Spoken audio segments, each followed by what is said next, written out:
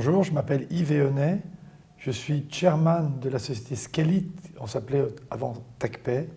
Scalit est une société française qui fournit aux banques et aux établissements financiers des architectures digitales pour construire des services digitaux financiers qui permettent de transformer la banque et de rendre la banque plus proche des populations. Toutes les banques du monde utilisent des systèmes d'information qui sont déjà très anciens, qui sont aujourd'hui très anciens. On parle de systèmes qui ont été définis, dessinés il y a plus de 40 ou 50 ans. Et ces systèmes ont été extraordinaires parce qu'ils ont réussi à s'adapter à toutes les évolutions qu'on a subies depuis tant d'années.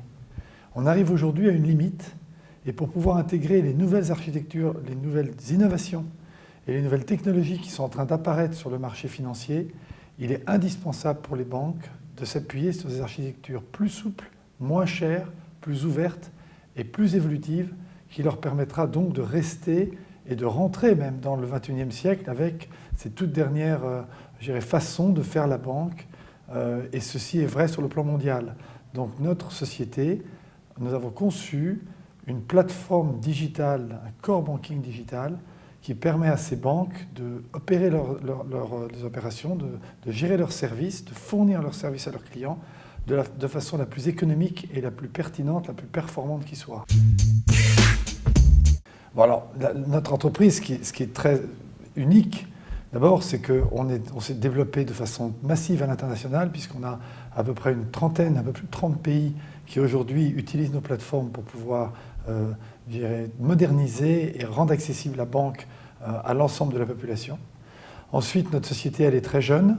On a des équipes qui sont à la fois dynamiques, jeunes et internationales, et qui servent toutes ces différentes cultures, tous ces différents langages, toutes ces différentes monnaies, tous ces différents pays, et c'est assez exceptionnel. Et à côté de ça, bien sûr, ce qui est très intéressant, c'est qu'on s'adresse au marché bancaire, et nous arrivons avec des nouvelles approches, donc nous sommes excessivement innovants, et c'est ça qui nous rend crédibles sur le marché bancaire. L'entreprise s'est développée depuis maintenant 15 ans, donc ça a l'air très vieux pour une société innovante, mais en fait ce qui s'est passé, c'est qu'on était en avance par rapport au marché, et c'est à peu près il y a une dizaine d'années qu'on a rencontré le marché africain. C'est en Afrique qu'on a appris notre métier, c'est en Afrique qu'on a conçu nos systèmes, parce que l'Afrique est un terrain excessivement intéressant pour expérimenter, développer et déployer ces nouvelles façons de faire la banque. La raison de cette qualité du continent africain, c'est que l'Afrique a un taux de non bancarisé ou de mal bancarisé qui est très élevé. Or, l'ensemble de la population africaine a un téléphone mobile dans la poche.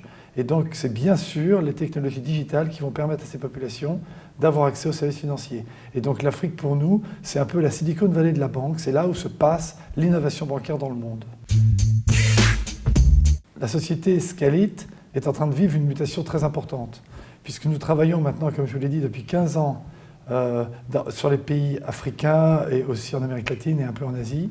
Et nous sommes sur le point de ramener ces technologies qui ont été conçues pour les populations africaines vers l'Occident, vers l'Europe. Et on commence à avoir nos premiers clients en France. Donc on apporte en fait la technologie qui a été développée au Sud, on la ramène au Nord, parce que les banques européennes ont exactement les mêmes besoins que les banques africaines.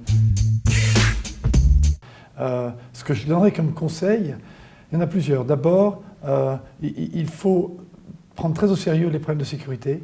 Et donc, j'inviterai tous les innovateurs et tous les entrepreneurs dans le monde de la finance à s'appuyer sur des banques, digitales qui vont utiliser ce qu'on appelle les API, c'est-à-dire les moyens de communication avec cette banque pour pouvoir offrir leurs services. Ceci leur permet d'innover sans avoir à passer à travers les fourches codines de la Banque centrale et de s'appuyer sur la banque comme étant une sorte de garant. Donc, d'abord la sécurité et ensuite un conseil, je dirais, très amical, n'abandonnez jamais, continuez toujours à vous battre parce que la finance c'est compliqué, c'est long, mais quand ça arrive, c'est vraiment un domaine fantastique qui peut transformer les sociétés.